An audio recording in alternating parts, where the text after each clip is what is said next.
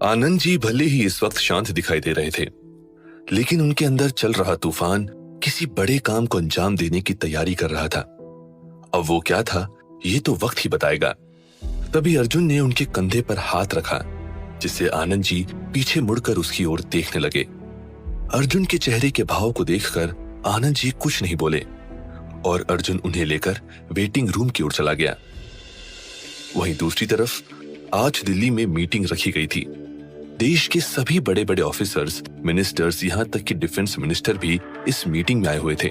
Mister Tejpal Ranawat, जो कि intelligence bureau के हेड थे, उन्होंने प्रोजेक्टर की ओर इशारा करते हुए कहा, सर, हमें खुफिया एजेंसी से पता चला है कि आने वाले 15 अगस्त के दिन दिल्ली के 4 जगहों पर ब्लास्ट हो सकता है, क्योंकि आतंकवादियों के घुसपैठ के बाद अब चारों तरफ सभी लोग सतर्क हो चुके हैं और उनका मेन टारगेट है लक्ष्मी नगर, पुरानी दिल्ली, चोर बाजार और जामनगर, क्योंकि सबसे भीड़ वाली जगह है और यहाँ पर भी ब्लास्ट होते हैं तो लोगों के अंदर दहशत पैदा करना और भी आसान हो सकता है।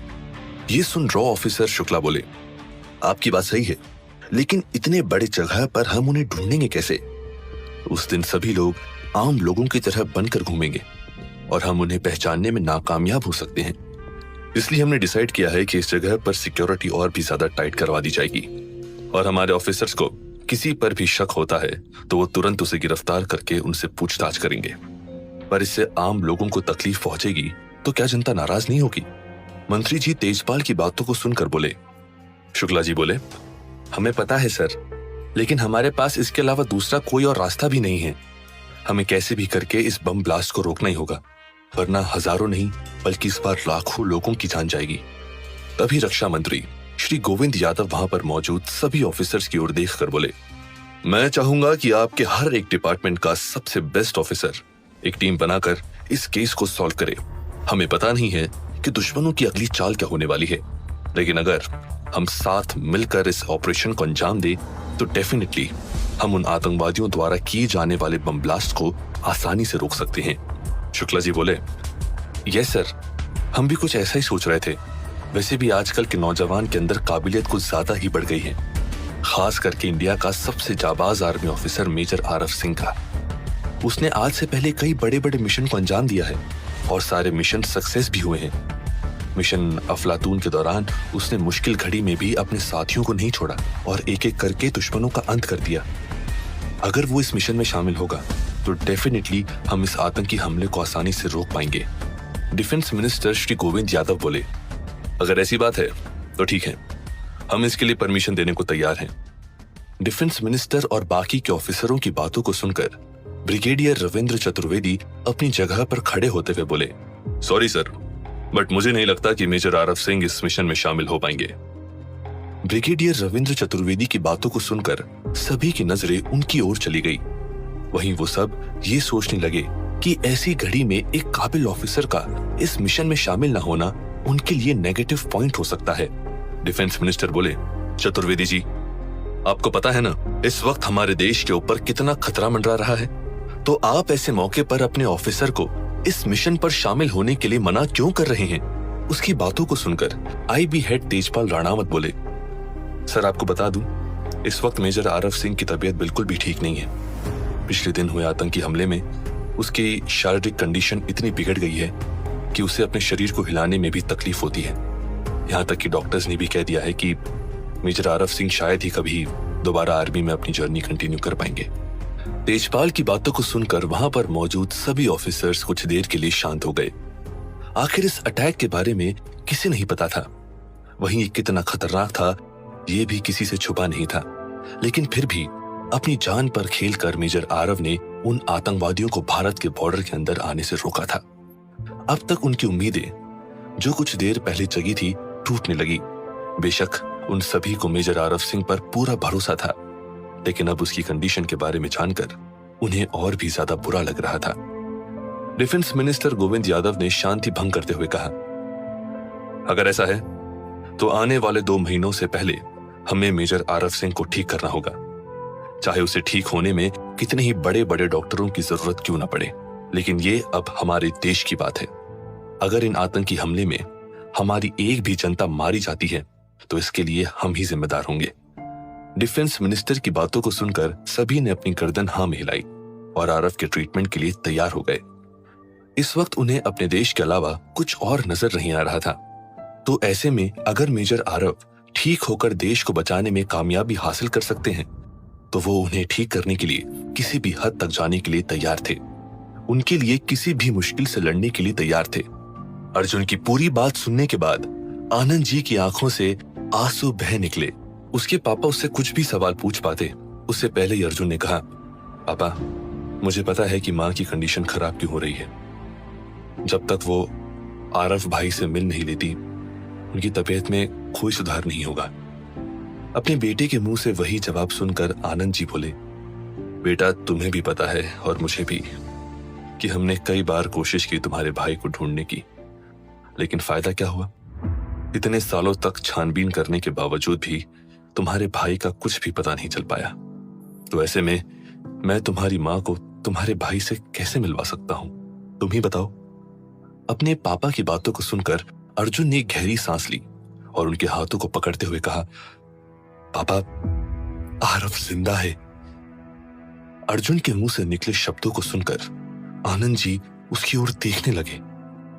अर्जुन आगे बोला, मैं जानता हूं पापा, आपको जानकर हैरानी होगी कि आरव अभी भी जिंदा है, पर ये सच है, वो इस वक्त कश्मीर में है। ये कहने के बाद अर्जुन अपने साथ हुए पिछले दिनों की घटनाओं को अपने पापा को बताने लगा कि कैसे उसे एक अनजान शख्स का कॉल आया था और वो अपने भाई से मिलने के लिए कश्मीर गया था। अर्जुन की पूरी बात सुनने के बाद आनंद जी की आंखों से आंसू बह निकले। उन्हें इस बारे में पता था कि उनके परिवार में कई राज छिपे हुए हैं जिसके बारे में अर्जुन को भी नहीं पता था। उन्हें ये जानकर खुशी हुई कि आरव जिंदा है, लेकिन उन्हें इस बारे में पता था कि वो अपने परिवार के काले राज जानने के बाद वापस तो कभी नहीं लौटेगा, और अगर वो वापस आ गया तो क्या होगा। बस यही सब सोचकर आनंद जी परेशान थे।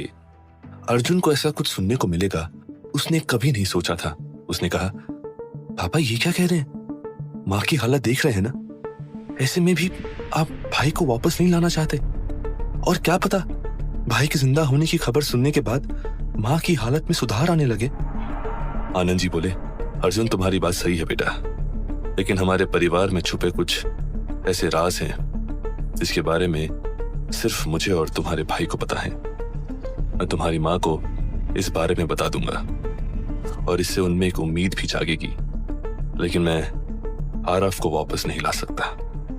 ये बोलकर आनंद जी अपनी जगह पर खड़े हो गए और बोले, मुझे खुशी है कि हमारा बेटा अब भी जिंदा है, लेकिन शायद ही वो हमारे पास वापस लौटेगा। ये कहने के बाद आनंद जी वहां से चले गए, लेकिन अर्जुन उन्हें बताना चाहता था कि इस वक्त आरव की जान खतरे में है और अगर उन्होंने उसे मुंबई वापस नहीं लाया तो उसकी जान चली जाएगी। पर इस वक्त वो शांत रहने के अलावा और कर भी क्या सकता था। ये सब सोचते हुए अर्जुन खुद में बोला, अब चाहे कुछ भी हो जाए मैं अपने भाई को वापस लेकर ही आऊंगा, चाहे उसके लिए मुझे उसे किडनैप ही क्यों ना करना पड़े।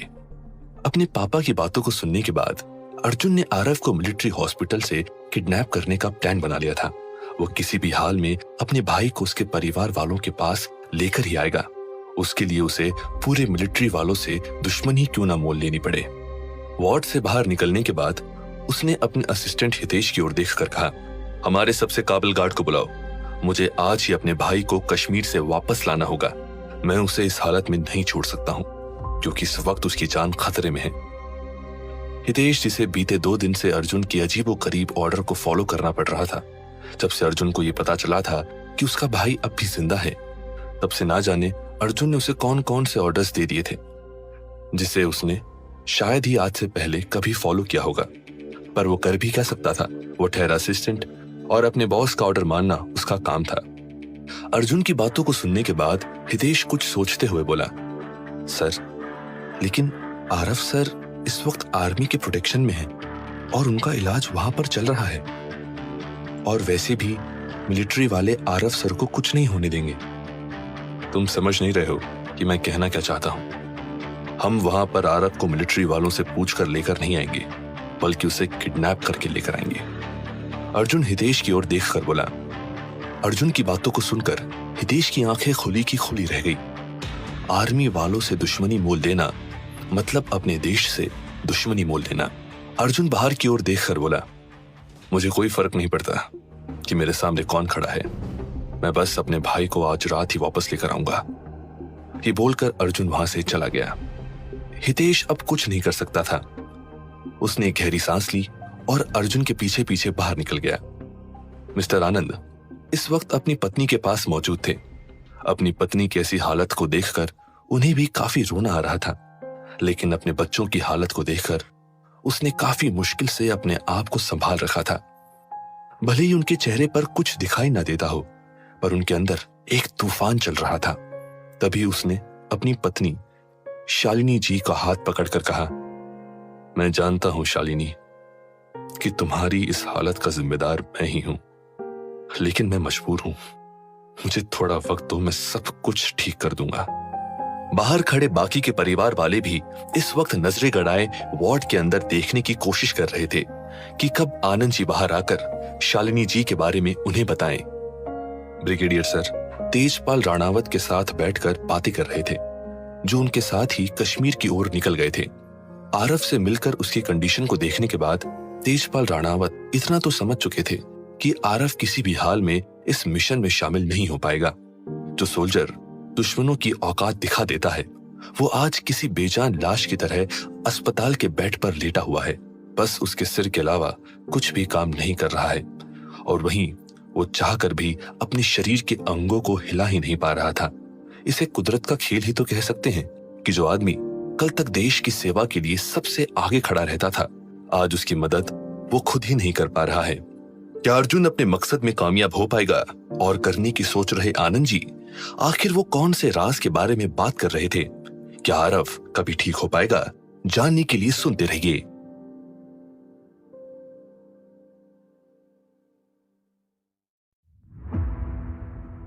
आरव से मिलकर उसका हालचाल जानने के बाद ब्रिगेडियर सर के साथ आईबी चीफ तेजपाल राणावत उनके केबिन की ओर निकल गए। फिर वहां बैठकर ब्रिगेडियर सर बोले, सच में हमने सोचा नहीं था कि मेजर आरव सिंह की कंडीशन इतनी खराब हो चुकी है।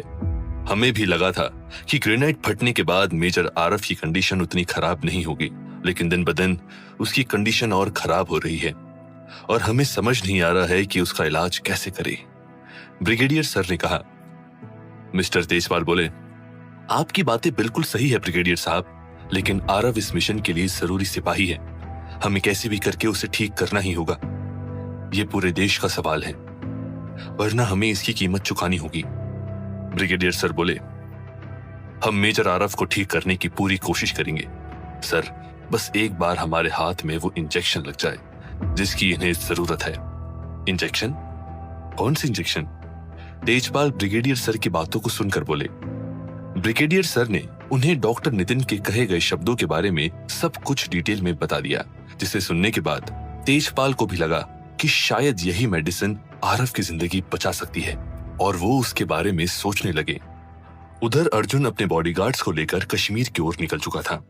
उसने ठान लिया था कि चाहे कुछ भी हो जाए, आज वो अपने भाई को अपने साथ मुंबई वापस लेकर ही जाएगा। वहीं उस टीम को लीड करने वाला एक नौजवान था, जो कि एक रशियन था।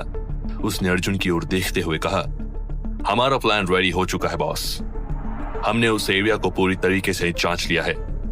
हॉस्पिटल के अंदर 15 एंट्री गेट है, जिनमें से 3 पर काफी ज्यादा सिक्योरिटी है और 2 पर कम सोल्जर तैनात रहते हैं। हम चाहे चौथे गेट को अपनी एंट्री गेट बना सकते हैं, क्योंकि इसके पीछे 12 फीट का दीवार है, जिसे पार करना इतना आसान नहीं होगा। तो फिर तुमने इस गेट को फाइनल क्यों किया है, मैं जान सकता हूं? उस रशियन आदमी जिसका नाम डेविड था, अर्जुन ने उससे पूछा। सर, हमने इसका ब्लूप्रिंट देख लिया है। एक वेबसाइट में इस हॉस्पिटल का ब्लूप्रिंट दिया गया था, जो कि इंडियन मिलिट्री बेस में खुफिया तरीके से रखा जाता है, डेविड ने कहा, और अपने हाथों में पकड़े ब्लूप्रिंट को अर्जुन के सामने फैला दिया। अर्जुन को पता था उनके लिए ये सब कुछ पता करना इतना भी मुश्किल नहीं होगा। उनके पास भी ऐसे कई सारे हैकर्स मौजूद थे जो किसी के कंप्यूटर से डाटा चुरा ले और उस इंसान को पता भी नहीं चलेगा कि उसका लैपटॉप या कंप्यूटर हैक हो चुका है। इस तरह मिलिट्री वालों को भी इस बारे में पता नहीं चला कि उनका कंप्यूटर किसने हैक किया है। तभी डेविड फिर से बोला, हमारा एक गार्ड हॉस्पिटल के अंदर आरव सर के रूम में वार्ड बॉय बनकर जाएगा और उसे क्लीनिंग करने के बहाने बाहर लेकर आएगा। बाथरूम भी इस चौथे डोर के सामने ही है, तो हम आरव सर को बाथरूम की खिड़की से ही बाहर निकालेंगे। अगर ज्यादा मुश्किलें आई तो हम उन्हें चौथे डोर से ही बाहर निकालेंगे। फिर उसने उस ब्लूप्रिंट पर एक जगह पर पॉइंट आउट करते हुए कहा, सर ब्लूप्रिंट के हिसाब से बाथरूम वाले रूम के ठीक पीछे दीवार के पास 2 टनल्स हैं। एक मिलिट्री बेस जिस रास्ते हॉस्पिटल का गंदा पानी बाहर आता है, वहीं दूसरे में वाटर सप्लाई होता है। हम आरव सर को इस पानी वाले टनल से बाहर निकालेंगे। अर्जुन ने अपनी गर्दन हाँ में हिलाई और एक नजर बाहर की ओर देखने लगा। वो सभी इस वक्त कश्मीर के एयरपोर्ट पर लैंड कर चुके थे। अर्जुन अपने लोगों के साथ बिना किसी को भनक लगे एक दूसरे होटल में चला गया, ताकि मिलिट्री वाले अगर उसे यहाँ पर देख ले तो उन्हें उसके ऊपर कोई शक ना हो। अपने सभी आदमियों को लेकर वो एक 1 स्टार होटल के अंदर चला गया, ताकि उन लोगों को लगे कि जिसे वो ढूंढ रहे हैं वो किसी 5 स्टार होटल में ही छुपा होगा और तब तक वो अपने काम को अंजाम दे देंगे। होटल में आने के बाद सभी लोग रेडी थे। अर्जुन ने पहले से ही सब कुछ तैयार कर रखा था। उन सभी के रेडी होने के बाद सभी मिलिट्री हॉस्पिटल की ओर रवाना हो गए। इन सबसे अलग ब्रिगेडियर सर मिस्टर तेजपाल के साथ अपने घर में अपनी धर्मपत्नी के साथ बैठकर आरव के बारे में बातचीत कर रहे थे। वहीं करण राउंड अप के लिए सोल्जर्स के साथ बाहर आया हुआ था। आए दिन आतंकी हमले की वजह से कई जगहों पर अशांति फैली हुई थी और लोग डरे हुए थे, इसलिए आर्मी वालों का उनके गांव में जाकर रहना नॉर्मल हो चुका था। उन सभी गांव वालों की सुरक्षा के लिए आर्मी वाले किसी भी हद तक जाने के लिए उतारू हो चुके थे, इसलिए उन्होंने अपने छोटे छोटे बेस कश्मीर के छोटे छोटे गांव में भी बसा लिए थे, ताकि अगर उनके ऊपर आतंकी हमला हो तो वो उन्हें बचा सके। अर्जुन अपने 10 स्पेशल बॉडीगार्ड के साथ हॉस्पिटल के बाहर आ चुका था। उसकी काली गाड़ी इस वक्त हॉस्पिटल के 300 मीटर दूरी पर पार्क थी और उसके गार्ड्स अपने काम को अंजाम देने के लिए तैयार हो चुके थे। वो आर्मी वालों को जान से नहीं मार सकते थे, इसलिए उन्होंने अपने हाथों में इलेक्ट्रिक गन्स लिए हुए थे, ताकि अगर कोई भी उनके ऊपर अटैक करे तो वो अपनी बचाव इस गन के साथ कर सकें। तभी 3 गार्ड्स गाड़ी से बाहर निकले, जिन्होंने इस वक्त स्कूबा डाइविंग सूट पहने हुए थे। उन्हें कम से कम उस टनल में से 400 मीटर डाइव करते हुए अंदर जाना था। ये रिस्की तो बहुत था, पर उन्हें ये काम आज ही करना था। डेविड उन तीनों को समझाते हुए बोला, हम सब 2000 मीटर की दूरी पर एक सुनसान जगह पर मिलने वाले हैं, जहां से ये टनल गुजरता है। हम वहीं पर तुम्हारा इंतजार करेंगे। हमारा डिवाइस एक दूसरे से कनेक्टेड है, जिससे तुम तीनों हमसे आसानी से कनेक्ट हो जाओगे। उन तीनों ने अपनी गर्दन हाँ में हिलाई और डेविड को थम्स अप दिखाकर उस टनल में उतर गए, जो हॉस्पिटल के चौथे गेट के बगल में खुलता था। अर्जुन उन तीनों को टनल के अंदर जाते देखकर अपने असिस्टेंट से बोला, यहाँ पर रहना खतरे से खाली नहीं है। इन आर्मी वालों को किसी के ऊपर भी शक हो जाता है, इसलिए चलो यहाँ से। अर्जुन की बातों को सुनकर असिस्टेंट ने ड्राइवर को इशारा किया और वो सभी यहाँ से दूसरे वाले टनल एंट्री पॉइंट पर निकल गए। तीनों आदमी वही थे, जिस वजह से उन्हें डाइविंग करने में कोई परेशानी नहीं हो रही थी और वो बड़ी ही आसानी से 400 मीटर की दूरी कुछ ही देर में तय कर गए। जब उन्हें आसपास कोई मौजूद दिखाई नहीं दिया तो उन लोगों ने टनल से बाहर निकलकर अपने कपड़े चेंज किए। एक ने डॉक्टर के कपड़े पहन लिए और बाकी बचे दोनों ने वार्ड बॉय का। और किसी को भी भनक लगे बिना ही तीनों गार्ड्स अपने चेहरे पर मास्क लगाकर हॉस्पिटल के अंदर दाखिल हो गए। मार्क लूकस और एंड्रयू से बोला, वार्ड के बाहर 2 मिलिट्री ऑफिसर्स मौजूद हैं, तो हमें सबसे पहले उन्हें वहां से हटाना होगा ताकि हम अपना काम कर सकें। Don't worry captain, I have a plan, लूकस ने मुस्कुराते हुए कहा और उन दोनों को वहीं रहने का बोलकर आरव के वार्ड की ओर बढ़ने लगा। वहां जाना खतरे से खाली नहीं था, पर फिर भी वो सबकी नजरों से बचते हुए वहां जाने लगा। वहीं ये देखकर मार्क और एंड्रयू को समझ में नहीं आया कि आखिर लूकस करने क्या वाला है। लूकस ने अपने हाथों में एक बेडशीट ली और आरव के वार्ड के पास चला गया। उन दोनों सोल्जर्स ने जैसे ही लूकस को वहां पर आते हुए देखा, उन्होंने उसे रोक कर पूछा, इसमें क्या दिखाओ? लूकस घबराया नहीं, बल्कि अपने हाथों में लिए बेडशीट को पूरी तरीके से खोल दिया और बोला, सर मैं आरव सर का बेडशीट चेंज करने के लिए आया हूँ। डॉक्टर ने कहा है उनका बेडशीट गंदा हो गया है। ठीक है, तुम अंदर जा सकते हो। सब कुछ ठीक देखकर उन दोनों सैनिकों ने उसे अंदर जाने की परमिशन दे दी। लूकस ने उन दोनों ऑफिसर से ज्यादा बात नहीं की और दरवाजा खोलकर अंदर चला गया। लूकस को इतनी आसानी से मिलिट्री वालों को चकमा देता देखकर एंड्रू और मार्क दोनों ही एक दूसरे की ओर हैरानी से देखने लगे। लूकस जैसे ही कमरे के अंदर गया, उसने आरफ को बेड पर लेटा हुआ देखा और खुद में कहा, तो ये है हमारे सर। सर जी देखिए, हम ये करना तो नहीं चाहते थे, पर क्या करें, आपको सही सलामत यहाँ से निकालना हमारा काम है और बॉस के ऑर्डर हैं तो हम इसे टाल भी नहीं सकते। तो चलिए फिर ले चलते हैं आपको। इतना कहकर उसने उसके चारों तरफ देखा। उसे रूम में एक भी खिड़की नहीं दिखी, तो उसे पता चलता है कि आरफ उनके लिए कितना जरूरी है और वो उसकी प्रोटेक्शन के लिए किसी भी हद तक जा सकते हैं। उसने आरफ के बगल में रखे पानी के ग्लास को उठाया और आरफ के बिस्तर पर डाल दिया और अपने मन में कहा, सॉरी सर, पर मुझे आपको यहां से ले जाना है, इसलिए करना जरूरी है। लूकस स्मार्टनेस नहीं दिखाना चाहता था, इसलिए उसने वार्ड का दरवाजा खोला और उन दोनों आर्मी ऑफिसर से कहा, सर क्या आप मेरी मदद कर सकते हैं? आरफ सर के शरीर में काफी चोटें हैं। अगर मैं उन्हें अकेले उठाने की कोशिश करूंगा तो उन्हें दर्द हो सकता है। वार्ड बॉय की बातों को सुनकर उन दोनों आर्मी ऑफिसर्स को भी लगा कि वो अकेला वार्ड बॉय बेडशीट चेंज कैसे कर पाएगा। यही सोचकर दोनों ने एक दूसरे की ओर देखा और उसकी मदद करने के लिए वार्ड के अंदर चले गए। दोनों आर्मी ऑफिसरों को वार्ड के अंदर जाता देखकर मार्क और एंड्रू भागकर वार्ड के सामने पहुंच गए। वहीं उनका पीठ दरवाजे की ओर होने की वजह से दोनों मिलिट्री अफसरों को कुछ पता ही नहीं चला और अगले ही पल दोनों बेहोश होकर नीचे गिर गए। फिर जैसा उन्होंने प्लान किया था, बिना वक्त गवाए आरफ को व्हील चेयर पर बैठाकर बाथरूम की ओर ले गए और उसके कपड़े बदलवाने के बाद उस टनल के सहारे अपने आदमियों के पास पहुंच गए, जहां उनके आदमी उनका इंतजार कर रहे थे। डेविड ने अपने एक आदमी को पहले से ही उस टनल के अंदर नजर रखने के लिए कहा था, ताकि अगर उन्हें कोई भी हलचल दिखाई पड़े तो वो तुरंत बाहर निकल जाएं। वो पहुंच गए। एक गार्ड ने डेविड की ओर देखते हुए कहा। जैसे ही चारों वहां पर पहुंचे, उन लोगों ने उन्हें ऊपर खींचा और आरफ को सही सलामत कार में बैठाकर टनल बंद करके वहां से निकल गए। जैसे ही उन लोगों ने उसे गाड़ी में बैठाया, तुरंत सभी एयरपोर्ट के लिए निकल गए, क्योंकि उन्हें पता था कि कुछ ही देर में मिलिट्री वालों को इस बारे में पता चल जाएगा कि उनका ऑफिसर हॉस्पिटल से गायब हो चुका है। अर्जुन अब किसी भी हाल में अपने भाई को नहीं छोड़ सकता था, इसलिए उसने तुरंत अपने असिस्टेंट से कहा, हमारा प्राइवेट जेट रेडी करवाओ, हम जल्द से जल्द यहाँ से निकलना चाहते हैं। यस सर, हितेश ने अपना सर हिलाकर कहा। उधर अस्पताल में जब एक नर्स आरफ का ड्रिप चेंज करने आई तो आरफ को वहां ना पाकर वो उसे कमरे में ढूंढने लगी, लेकिन वो उसे कहीं नहीं मिला। तभी उसकी नजर उन दोनों आर्मी ऑफिसर्स के ऊपर गई जो जमीन पर बेहोश गिरे पड़े थे। ये देखकर नर्स पहले तो डर गई कि कहीं सारा इल्जाम उसके ऊपर ना जाए, पर जब उसे कुछ समझ नहीं आया तो वो जोर जोर से चिल्लाने लगी, क्या होने वाला है अब? क्या आरव अपने भाई के मकसद को समझ पाएगा? आखिर अर्जुन आर्मी वालों से दुश्मनी क्यों मोल लेना चाहता है? और क्या अर्जुन अपने भाई को मुंबई वापस ले जा पाएगा, या फिर इसी बीच होगा कोई बड़ा धमाका?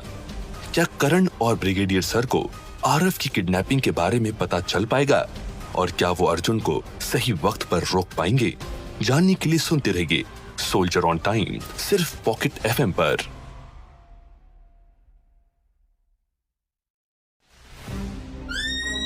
नर्स की आवाज सुनकर कुछ आर्मी ऑफिसर्स, डॉक्टर और आसपास के कुछ लोग दौड़ते हुए वहां इकट्ठा हो गए। क्या बात है सुनिधि, तुम इतना चिल्ला क्यों रही हो? एक डॉक्टर ने उस नर्स से पूछा। सुनिधि बोली, डॉक्टर, मेजर आरफ सिंह अपने बेड पर नहीं है। मैंने सभी जगह देख लिया, पर वो कहीं नजर नहीं आ रहे। नर्स की बातों को सुनकर एक ऑफिसर तुरंत आरफ के वार्ड के अंदर आ गया। सामने खाली बेड और अपने दोनों जवानों को ऐसे बेहोश देखकर वो और भी ज्यादा परेशान हो गया। सिक्योरिटी, अलार्म बजा दो, उस ऑफिसर ने वहां मौजूद सिक्योरिटी से कहा। एक सोल्जर ने दौड़कर दीवार पर लगाए गए बजर को दबा दिया। अगले ही पल जोरदार सायरन की आवाज पूरे अस्पताल और मिलिट्री बेस कैंप में गूंजने लगी। सिक्योरिटी अलार्म को सुनकर सभी सोल्जर्स अलर्ट हो गए और पांचों एंट्री गेट और मेन गेट को बंद कर दिया गया ताकि कोई भी इंसान बाहर ना जा सके। ब्रिगेडियर सर जो इस वक्त सो चुके थे, उन्हें भी सिक्योरिटी अलार्म सुनाई पड़ी। वो भी तुरंत उठकर अस्पताल की ओर निकल पड़े। आईबी चीफ तेजपाल बोले, ये कैसी आवाज है ब्रिगेडियर साहब? कहीं आग लगी है क्या? नहीं, ये अलार्म सिस्टम हमने अस्पताल में लगवाया था ताकि अगर कुछ भी गड़बड़ हो तो इस अलार्म के द्वारा सभी को अलर्ट किया जा सके। लगता है अस्पताल में कुछ हुआ है, ब्रिगेडियर सर ने कहा। आईबी चीफ तेजपाल बोले, कहीं मेजर आरफ के साथ तो। इतना कहते कहते आईबी चीफ की आवाज गले में अटक गई। तेजपाल जी की बातों को सुनने के बाद ब्रिगेडियर सर ने एक नजर उनकी ओर देखा और दोनों ही दौड़ते हुए अस्पताल की ओर निकल पड़े। करण भी राउंड अप करके वापस आ चुका था। जैसे ही उसने सायरन की आवाज सुनी, तुरंत दौड़ते हुए अस्पताल की ओर निकल पड़ा। वहीं आरफ को अपने बेड में ना देखकर सभी ऑफिसर्स परेशान होने लगे। सुनिधि बोली, सर, मैं जब ड्रिप चेंज करने आरफ सर के कमरे में आई तो मैंने देखा कि दरवाजा अंदर से हल्का खुला हुआ था। फिर मैं अंदर आई तो देखा 2 ऑफिसर्स बेहोशी की हालत में फर्श पर लेटे हुए थे और ये देखकर मैंने जल्दी से आप सभी को आवाज लगाई। नर्स की बातों को सुनकर ब्रिगेडियर सर सामने खड़े कैप्टन की ओर देखकर बोले, जाकर सीसीटीवी चेक करो और पता करो कि मेजर आरफ के कमरे में कौन आया था। गुरविंदर, जितने भी चेक पोस्ट हैं सभी को अलर्ट कर दो। एक भी गाड़ी कश्मीर से बाहर नहीं जानी चाहिए। एयरपोर्ट को भी सील कर दो। अगर अभी कोई भी फ्लाइट मौजूद है तो उन्हें कैंसिल करने के लिए बोलो। Is that clear? Brigadier sir ने गुरविंदर की ओर देखते हुए कहा। जी जनाब, गुरविंदर सिंह ने कहा। फिर सभी अपने अपने कामों में लग गए। डॉक्टर नितिन ने घबराते हुए कहा, मेजर आरफ सिंह की कंडीशन इस वक्त बिल्कुल भी ठीक नहीं है सर। अगर हमने उन्हें सही समय पर इंजेक्शन का डोज नहीं दिया तो उनकी तबीयत और भी ज्यादा बिगड़ सकती है। इंजेक्शन का असर खत्म होने में कितना वक्त बाकी है डॉक्टर? ब्रिगेडियर सर बोले। डॉक्टर बोले, एक इंजेक्शन का असर 8 घंटे का होता है और अभी 7 घंटे बीत चुके हैं। अगर 1 घंटे के बाद मेजर आरफ को इंजेक्शन नहीं दिया गया तो उनकी जान भी जा सकती है और फिर हम कुछ नहीं कर पाएंगे। ब्रिगेडियर सर ने कहा, ठीक है। फिर उन्होंने सभी ऑफिसर्स को सख्त हिदायत देते हुए कहा, ऑफिसर्स, चाहे कुछ भी हो जाए, मुझे मेजर आरफ सिंह यहाँ वापस चाहिए। अपनी पूरी फोर्स लगा दो, कुछ भी करो, पर 1 घंटे के अंदर मुझे मेजर आरफ सिंह यहाँ चाहिए। Got it? ऑफिसर्स ने कहा, यस सर। तभी करण दौड़ते हुए ब्रिगेडियर सर के पास आकर बोला, सर, जिस वक्त मेजर आरफ का किडनैप हुआ था उसी वक्त किसी ने सीसीटीवी कैमरास को हैक कर लिया था। What? But how is this possible? अगर हमारे कैमरास हैक हो चुके थे तो फिर हमारे टेक्निकल ऑफिसर्स को इस बारे में पता कैसे नहीं चला? ब्रिगेडियर सर शॉक्ड होते हुए बोले। करण बोला, पता नहीं सर, मुझे भी समझ नहीं आ रहा है कि आखिर ऐसा कौन हो सकता है जिसने मिलिट्री वालों को भनक लगे बिना ही कैमरास को हैक कर लिया और इतने बड़े काम को अंजाम दिया। ये कोई छोटे मोटे आदमी का काम नहीं है सर, इसके पीछे किसी बड़े दिमाग वाले इंसान का काम है।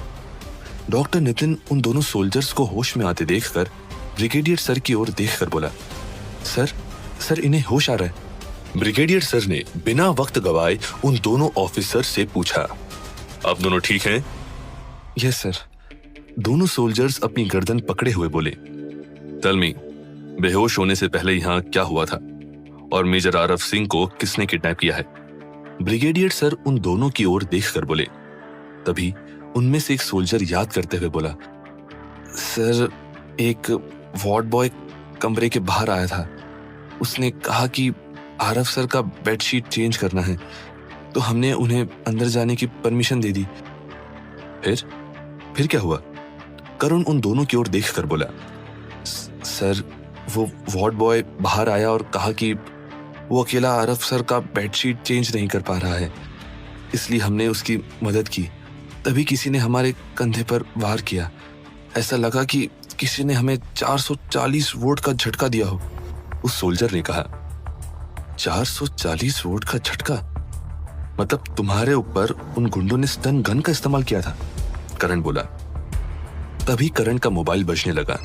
उसने देखा स्क्रीन पर उसके एक इन्फॉर्मर का कॉल आ रहा था। उसने कॉल उठाकर कहा, हाँ बोलो। दूसरी तरफ से एक आदमी की आवाज आई, सर, मैंने अभी मिस्टर अर्जुन सिंह को देखा है। वो कुछ लोगों के साथ श्रीनगर की तरफ से गुजरा है। उसे देखकर लग रहा था कि वो काफी जल्दी में है। करण ने पूछा, तुमने ऐसा क्या नोटिस किया उस गाड़ी के अंदर कि तुम्हें उस पर डाउट हो रहा है? इन्फॉर्मर ने कहा, कुछ खास पता नहीं चला, लेकिन देखकर लग रहा था कि उसे एयरपोर्ट जाने की जल्दी है। करण ने कहा, ओके। कॉल रखने के बाद ब्रिगेडियर सर की ओर देखते हुए बोला, सर मुझे लगता है कि ये किडनैपिंग मिस्टर अर्जुन सिंह ने की है। पर तुम इतने कॉन्फिडेंस के साथ कैसे कह सकते हो कि इस किडनैपिंग के पीछे अर्जुन का ही हाथ है? करण को अर्जुन के ऊपर शक करता देखकर ब्रिगेडियर सर ने उससे पूछा। उसे भी अर्जुन के ऊपर शक हो रहा था, लेकिन सबसे पहले वो ये पता लगाना चाहता था कि माजरा क्या है। करण बोला, सर मैंने अपना एक इन्फॉर्मर अर्जुन के पास लगाया हुआ था। सर, उसने मुझे बताया कि पिछले दिन अर्जुन वापस मुंबई लौट गया था, पर अभी मेरा इन्फॉर्मर बता रहा है कि अर्जुन अभी भी कश्मीर में ही है और इस वक्त एयरपोर्ट की ओर जा रहा है। करण की बातों को सुनकर ब्रिगेडियर सर ने कहा, ठीक है कैप्टन, अगर तुम्हें लगता है कि इसमें अर्जुन का हाथ है तो तुम उसे अरेस्ट कर सकते हो। ब्रिगेडियर सर की बातों को सुनकर करण तुरंत अपनी जीप लेकर एयरपोर्ट की ओर निकल पड़ा। वहां उसका खबरी एक नियमित दूरी बनाकर अर्जुन का पीछा कर रहा था। अर्जुन तुरंत अपनी गाड़ी लेकर एयरपोर्ट पहुंच गया। उसने आरव को व्हीलचेयर पर बैठाया और एयरपोर्ट के अंदर ले जाने लगा। डेविड, जो उसके साथ साथ चल रहा था, उसने आसपास नजरें दौड़ाई। सिक्योरिटी इतना ज्यादा टाइट देखकर उसे कुछ गलत होने का एहसास हुआ। आर्मी वालों का काफिला अपनी ओर आता देखकर डेविड तुरंत ही समझ गया। इससे पहले कि वो अर्जुन को अलर्ट कर पाता, एक अनजान आदमी उसके सामने आकर खड़ा हो गया। अर्जुन के बोलने से पहले उस आदमी ने कहा, अर्जुन सिंह, मानना पड़ेगा तुम्हें, क्या शातिर खिलाड़ी हो, पर हमने सोचा नहीं था कि तुम अपने भाई को मिलिट्री वालों से इतनी आसानी से छुड़वा लोगे। तुमने अपने भाई को छुड़वाकर हमारा काम और भी आसान कर दिया है। अर्जुन उस आदमी की बात समझ पाता उससे पहले ही उस आदमी ने बंदूक निकाली और अर्जुन के ऊपर तान दी। सॉरी मिस्टर अर्जुन, तुम्हारा काम यहीं तक था। इसके आगे तुम्हारे भाई के साथ क्या करना है वो हम डिसाइड करेंगे। उस अनजान शख्स ने अर्जुन की ओर देखकर मुस्कुराते हुए कहा। वो अनजान शख्स कुछ और कहता उससे पहले ही अर्जुन के बॉडीगार्ड्स ने उसके ऊपर बंदूक तान दी। वो अनजान शख्स कुछ और कहता उससे पहले ही अर्जुन के बॉडीगार्ड्स ने उसके ऊपर बंदूक तान दी। अर्जुन मुस्कुराते हुए बोला, तुम्हें क्या लगता है कि तुम ही अपने पास बंदूक रखते हो? हम नहीं रख सकते। अर्जुन की बातों को सुनकर वो अनजान शख्स घबराया नहीं, बल्कि मुस्कुराते हुए अर्जुन की ओर देखने लगा। अर्जुन उस इंसान की मुस्कुराहट को समझ पाता उससे पहले ही उसके जितने भी बॉडीगार्ड्स इस वक्त सामने खड़े थे वो एक एक करके नीचे गिरने लगे। वहीं ये सब देखकर अर्जुन डर गया। वो कुछ कर पाता उससे पहले ही उस अनजान शख्स ने अर्जुन के ऊपर गोली चला दी। अगले ही पल अर्जुन वहीं जमीन पर गिर गया। आरव अपने भाई को अपने आंखों के सामने मरते हुए देख रहा था, लेकिन चाहकर भी वो अपने भाई की मदद नहीं कर सकता था। इस वक्त उसमें कोई भाव नहीं थे और वो चुपचाप अर्जुन को मरते हुए देख रहा था। उस आदमी ने एक नजर आरव की ओर देखा, फिर मुस्कुराकर उसने 2 गोली अर्जुन के ऊपर और चला दी। गोलियों की आवाज सुनकर पुलिस और मिलिट्री वाले दौड़कर उस तरफ आने लगे, लेकिन तब तक वो आदमी आरव को अपनी कार में डालकर वहां से लेकर चला गया। कुछ देर बाद करण भी अपनी जीप लेकर एयरपोर्ट पहुंच गया। लोगों की भीड़ को देखकर दौड़ते हुए वो सामने जाने लगा, पर उसने भीड़ हटाकर अर्जुन की डेड बॉडी को देखा तो ना चाहते हुए भी उसकी मुट्ठियां कस गई और उसने अपने मन में कहा, शिट। उसने मोबाइल निकालकर ब्रिगेडियर सर को इन्फॉर्म किया।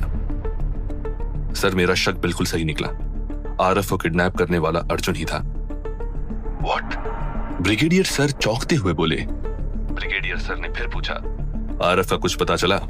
करण पीछे मुड़कर अर्जुन की डेड बॉडी को देखते हुए बोला, नहीं सर, आरव सर के बारे में कोई इंफॉर्मेशन नहीं मिली है, पर अब आरव सर को किसी और ने किडनैप कर लिया है। करण की बातों को सुनकर ब्रिगेडियर सर ने दोबारा पूछा, करण, तुम कहना क्या चाहते हो? मुझे समझ में नहीं आ रहा है। पहले तुमने कहा कि आरव की किडनैपिंग के पीछे अर्जुन का हाथ है, तो अब ये दूसरा इंसान कहां से आ गया है?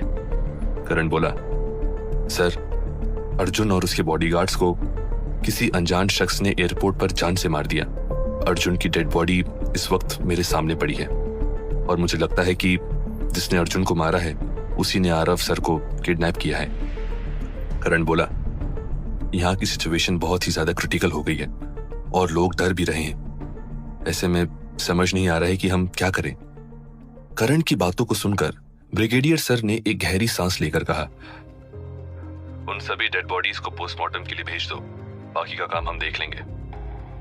ठीक है सर। ब्रिगेडियर सर की बात पर करण बोला। कॉल कट करके करण अर्जुन के पास जाने लगा कि शायद उस अनजान शख्स के बारे में अर्जुन के पास कोई सबूत मिल जाए। उसने जैसे ही अर्जुन को पलटने के लिए उसका हाथ पकड़ा, उसे कुछ एहसास हुआ। उसने एक नजर अर्जुन की ओर देखा, जिसकी सांसें अभी भी बिल्कुल धीमी धीमी चल रही थी। तो उसने तुरंत अर्जुन को एम्बुलेंस में बैठाया, जो कि एयरपोर्ट वालों की ही थी, और उसमें बैठाकर वो अस्पताल की ओर निकल गया। उधर उस अनजान शख्स ने आरव की ओर देखा, जो इस वक्त उन लोगों के साथ पीछे वाले सीट पर बैठा हुआ था। उसकी मुस्कुराहट लोगों को डरा सकती थी, लेकिन आरव को इससे कोई फर्क नहीं पड़ रहा था।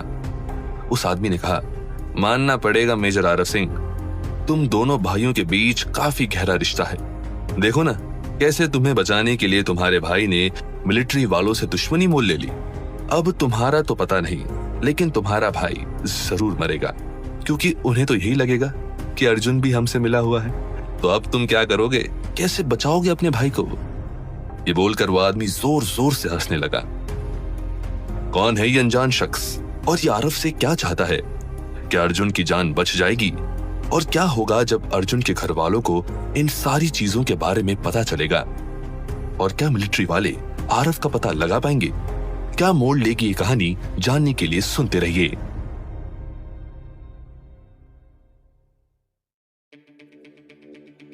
आरव बस उन अनजान आदमी की बातों को सुन रहा था और वहां बैठे उन सभी शक्लों को याद करने की कोशिश कर रहा था, ताकि वक्त आने पर वो उन सभी को उनकी असली औकात याद दिला सके और ये बता सके कि एक सिपाही को किडनैप करने की सजा क्या होती है।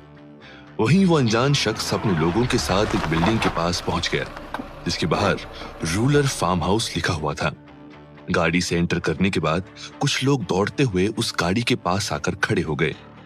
तभी उस आदमी ने एक नजर आरव की ओर देखकर कहा, तुम्हारी मंजिल आ गई है, अब बस हमारा काम हो जाए, फिर हम तुम्हें भी तुम्हारे भाई के पास पहुंचा देंगे। ले जाओ इसे। अपने बॉस की बात सुनकर पीछे खड़े 2 मास्क पहने गार्ड ने आरव को गाड़ी से बाहर निकाला और बिल्डिंग की ओर ले जाने लगे। वो आदमी भी उतरकर उनके पीछे पीछे जाने लगा। बाहर से देखने पर यह बिल्डिंग किसी खंडर की तरह दिख रहा था, लेकिन अंदर से ये किसी आलीशान बंगले की तरह खूबसूरत था। लिफ्ट से ऊपर जाने के बाद उन लोगों ने आरव को अकेला वहीं छोड़कर अंधेरे में कहीं गायब हो गए। आरव की नजरें उस बंद कमरे को घूरने लगी, जहां उसे उन लोगों ने उसे कैद करके रखा था। बाहर का मौसम इस वक्त काफी सर्द हो चुका था और कमरे में ठंडी ठंडी हवाएं भी आने लगी थी। अचानक एक हवा के झोंके ने आरव को कुछ ऐसा दिखाया जिसे देखने के बाद उसकी आंखें हैरानी से खुली की खुली रह गई। वहीं अगली सुबह शालिनी जी को होश आया तो डॉक्टर जो उनके पास ही खड़ी थी, उन्होंने मुस्कुराकर आनंद जी की ओर देखते हुए कहा, अब आपकी वाइफ बिल्कुल ठीक है, लेकिन आप कोशिश कीजिएगा उन्हें खुश रखने की। डॉक्टर की बातों को सुनकर आनंद जी ने अपनी गर्दन हाँ में हिला दी। डॉक्टर ने शालिनी जी को चेक किया और उस कमरे से बाहर निकल गई। आनंद जी अपनी पत्नी के बगल में बैठते हुए बोले, कब तक, आखिर कब तक तुम हम सबको ऐसे ही परेशान करती रहोगी शालिनी? आनंद जी की बात पर शालिनी जी ने कोई जवाब नहीं दिया और अपना चेहरा दूसरी तरफ कर लिया। अपनी पत्नी को मुंह फेरता देख आनंद जी उनसे बोले, लगता है अब तुम मुझ पर भरोसा नहीं करती, वरना तुम कभी ऐसे मुंह नहीं फेरती। अगर तुम मुझे नहीं देखना चाहती तो एक बार कह दो, मैं हमेशा के लिए तुमसे दूर चला जाऊंगा और फिर कभी मेरी वजह से तुम्हारी आंखों में आंसू नहीं आएंगे। आनंद जी की बातों को सुनकर शालिनी जी ने कहा, खबरदार, जो आपने मुझे छोड़ने की बात की तो अगर आप मुझे छोड़कर चले गए तो मैं किसके सहारे जीऊंगी? शालिनी जी को बच्चों की तरह रोता देख आनंद जी उन्हें शांत करते हुए बोले, ठीक है, मैं तुम्हें छोड़कर नहीं जाऊंगा, लेकिन बच्चों की तरह रो मत। बाहर हमारे बच्चे खड़े हैं, अगर तुम्हें ऐसे देख लिया तो क्या सोचेंगे कि उनके पापा उनकी मम्मी को रुला रहे हैं? शालिनी जी ने आनंद जी से कहा, बच्चे क्या सोचते हैं मुझे उससे कोई फर्क नहीं पड़ता, लेकिन मैं आपके बिना नहीं जी पाऊंगी। बड़ी मुश्किल से मैंने अपने दिल में छुपाए दर्द को हमेशा हमेशा के लिए दफन कर दिया था, लेकिन कुछ ना कुछ ऐसा आ ही जाता है कि ना चाहते हुए भी अपने बच्चे को भूल नहीं पाती। सब ठीक हो जाएगा शालिनी। अच्छा चलो, अब तुम शांत हो जाओ, मैं बच्चों को अंदर बुलाता हूं। आनंद जी शालिनी जी से अलग होते हुए बोले। तभी वार्ड का दरवाजा खुला और सिंह ओबरॉय परिवार के सभी सदस्य अंदर आने लगे। अभय शालिनी जी को गले लगाते हुए बोला, आप अपना ख्याल क्यों नहीं रखती माँ? आपको तकलीफ में देखकर हमें अच्छा नहीं लगता, प्लीज अपना ख्याल रखिए। हाँ भाभी, अभय सही बोल रहा है, अपना ख्याल रखा कीजिए, जितेंद्र जी ने कहा। तभी सावित्री जी ने शालिनी जी से कहा, भाभी देखिए, मैं आपके लिए गर्मा गर्म नाश्ता बनाकर लाई हूँ, चलिए आप नाश्ता कर लीजिए, फिर आपको दवाई भी लेनी है। सावित्री जी ने शालिनी जी को बगल में बैठाकर खाने की थैली को उनके सामने बढ़ा दिया। अपने परिवार वालों का इतना प्यार देखकर शालिनी जी बस मुस्कुरा दी, क्योंकि उन्हें पता था कि सब मिलकर किसी भी समस्या का समाधान निकाल सकते हैं। शालिनी जी सभी की ओर देखकर मुस्कुराते हुए बोली, आप लोगों ने भी तो कुछ नहीं खाया होगा, आप सब जाइए और जाकर नाश्ता कर लीजिए, मैं थोड़ी देर बाद नाश्ता कर लूंगी। बिल्कुल भी नहीं भाभी, जब तक आप नाश्ता नहीं करेंगी हम में से कोई भी इस कमरे से बाहर नहीं जाएगा। अर्नव जी शालिनी जी की ओर देखकर बोले। शालिनी जी बोली, ठीक है। शालिनी जी ने अब कुछ नहीं कहा, क्योंकि वो जानती थी कि वो सब अपनी जिद को पूरा किए बिना नहीं मानेंगे, इसलिए वो बिना मन के चुपचाप नाश्ता करने लगी। शालिनी जी के नाश्ता करने के बाद सभी लोग अस्पताल की कैंटीन में जाकर नाश्ता करने लगे। आरफ की किडनैपिंग के बाद पूरे कश्मीर को ही रेड जोन अलर्ट कर दिया गया था। उसे कश्मीर से कोई बाहर न ले जा सके, इसी वजह से दूसरी जगहों से भी मिलिट्री वालों को कश्मीर बुला लिया गया था और सभी का एक ही टारगेट था, कश्मीर के चारों तरफ मेजर आरफ सिंह को ढूंढना और उन्हें सही सलामत जल्द से जल्द हॉस्पिटल में एडमिट करना। आईबी चीफ तेजपाल ने भी अपने कुछ स्पेशल ऑफिसर्स को मेजर आरफ को ढूंढने के लिए कश्मीर में बुला लिया था।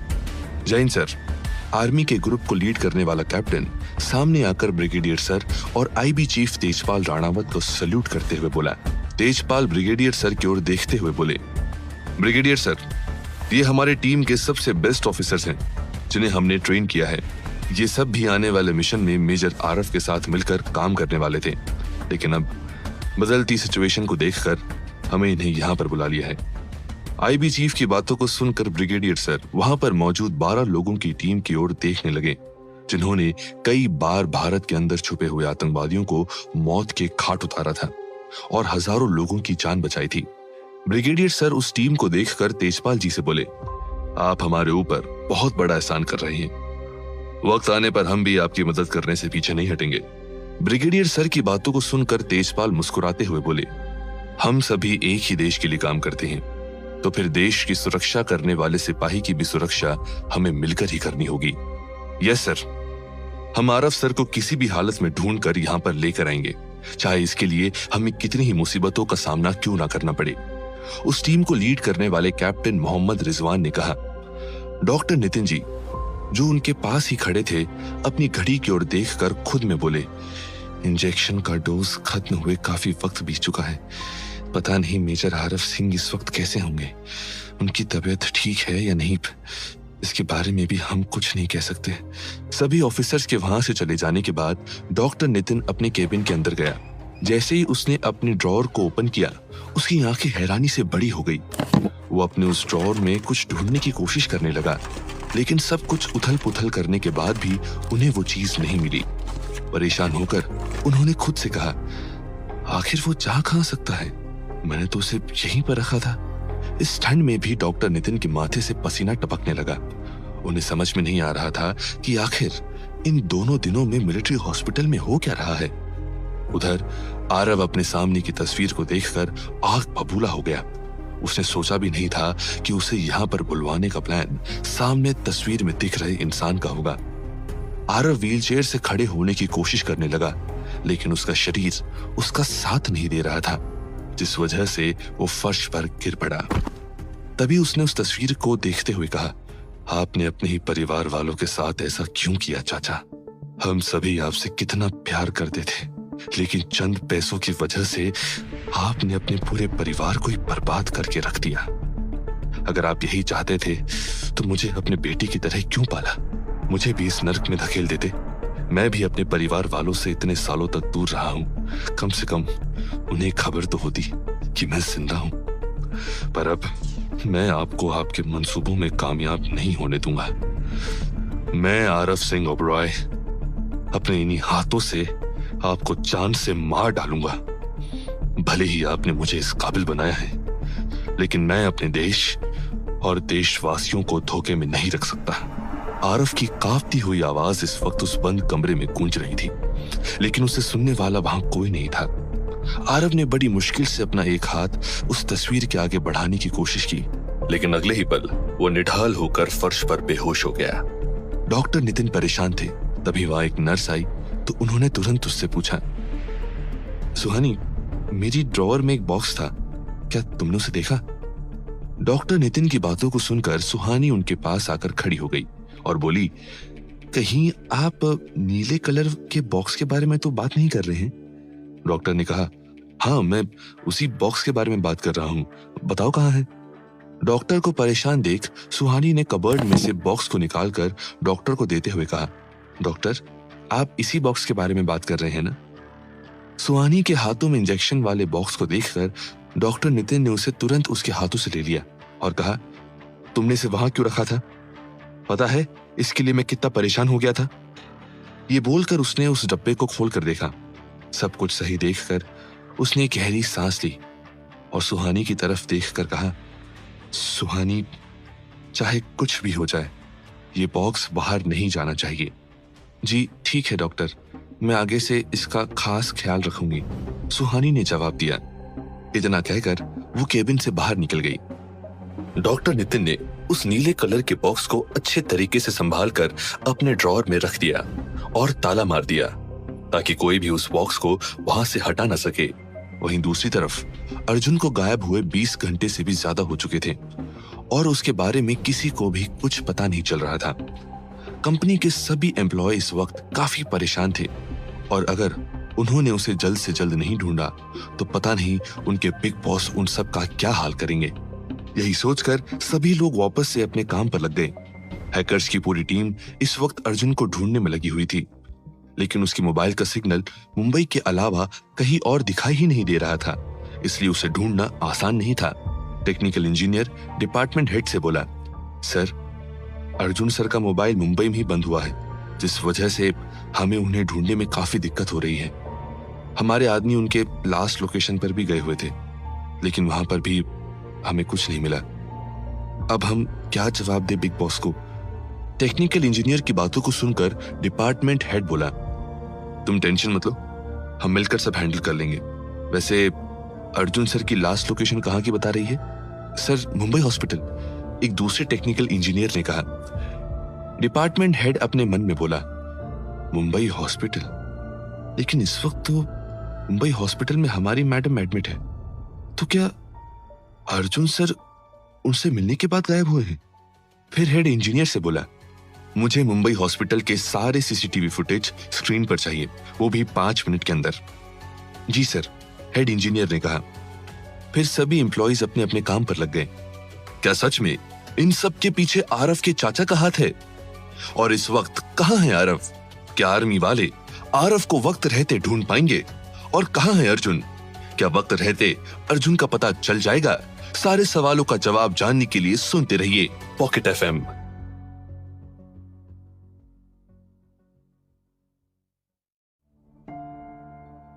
शालिनी जी से मिलने के बाद सब अपने अपने काम पर चले गए। वहीं शालिनी जी, जो इस वक्त बेड पर लेटी हुई थी, तभी उन्हें ख्याल आया कि उनके हालात के बारे में जानने के बावजूद अर्जुन उनसे मिलने नहीं आया। उन्होंने आनंद जी की तरफ देखकर कहा, सुनिए। हाँ, कहो, कुछ चाहिए था तुम्हें? आनंद जी ने बड़े प्यार से पूछा। नहीं, मुझे कुछ नहीं चाहिए, बस इतना सा बता दीजिए कि सभी मुझसे मिलने आए, पर मेरा अर्जुन मुझसे मिलने नहीं आया। ऐसा तो कभी नहीं हुआ कि मैं बीमार रहूं और वो मुझसे मिलने ना आए। शालिनी जी ने कुछ सोचते हुए बोला, क्योंकि उन्हें पता था कि अर्जुन उनसे किसी भी हाल में मिलने आ ही जाता था, तो फिर इस बार क्यों नहीं आया? शालिनी जी ने फिर से कहा, बोलिए ना, कहाँ है मेरा अर्जुन? मुझे अभी उससे मिलना है। शालिनी जी की ऐसी जिद भरी बातों को सुनकर आनंद जी को समझ ही नहीं आ रहा था कि वो उन्हें क्या जवाब दे, क्योंकि उन्हें तो खुद ही नहीं पता था कि इस वक्त अर्जुन कहाँ है। फिर भी उन्होंने शालिनी जी की ओर देखकर कहा, तुम फिक्र मत करो, अर्जुन यहीं कहीं होगा। वो कुछ समय पहले एक छोटी सी बिजनेस ट्रिप के लिए गया था, तो शायद उसी के सिलसिले में बाहर गया होगा। बिजनेस के सिलसिले में? लेकिन उसने तो मुझे इस बारे में बताया ही नहीं कि वो बिजनेस ट्रिप के लिए बाहर जा रहा है। आज से पहले तो उसने ऐसा कभी नहीं किया। शालिनी जी ने आनंद जी की ओर देखते हुए कहा। आनंद जी को पता था कि अगर उन्होंने अभी अपनी पत्नी को शांत नहीं किया तो वो उनके ऊपर सवाल की बौछार कर देगी, इसलिए उन्होंने शालिनी जी को शांत करते हुए कहा, देखो, तुम ज्यादा परेशान मत हो, मैं बाहर जाकर पता करता हूं कि अर्जुन इस वक्त कहाँ गया हुआ है। शालिनी जी बोली, जी ठीक है, आप तुरंत जाइए और मेरे बेटे को मेरे पास लेकर आइए, मुझे उससे मिलकर कई सारी बातें करनी है। शालिनी जी को सुलाने के बाद आनंद जी बाहर आकर अपने गार्ड से अर्जुन के बारे में पूछने लगे, लेकिन उनसे उन्हें कुछ पता नहीं चला, तो उन्होंने ऑफिस में कॉल करके पूछा, अर्जुन का कुछ पता चला? कहाँ है वो इस वक्त? दूसरी तरफ से टेक्निकल हेड की आवाज आई, सर, हम अर्जुन सर की लास्ट लोकेशन ट्रेस करने की कोशिश कर रहे हैं, पर हमें वो मिल ही नहीं रही। क्या मतलब लोकेशन ट्रेस नहीं हो रही? टेक्निकल हेड की बात पर आनंद जी चौंकते हुए बोले, सर, कुछ देर पहले अर्जुन सर के असिस्टेंट हितेश का कॉल आया था। उसने कहा कि हम किसी को लेने के लिए शहर से बाहर जा रहे हैं, लेकिन कहाँ जा रहे हैं इसके बारे में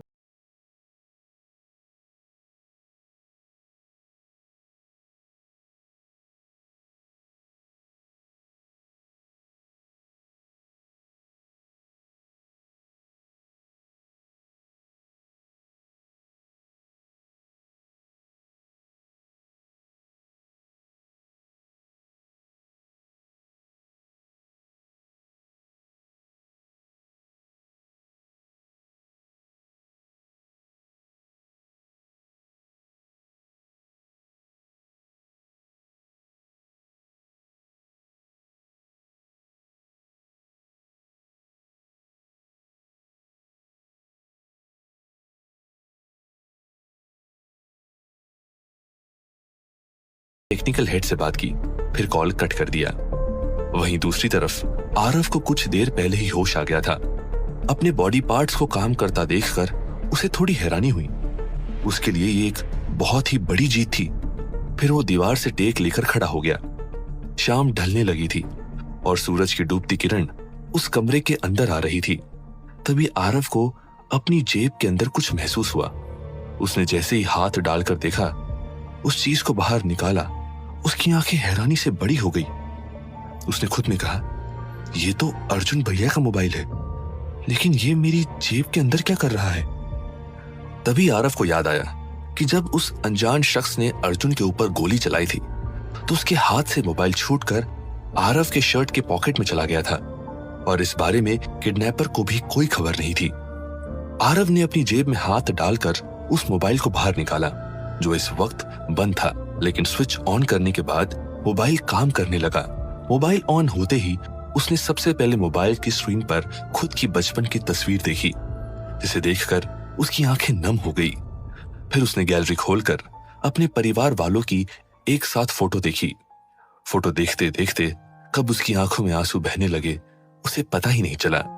धीरे धीरे करके वो अपने परिवार वालों की सभी तस्वीरों को देखने लगा।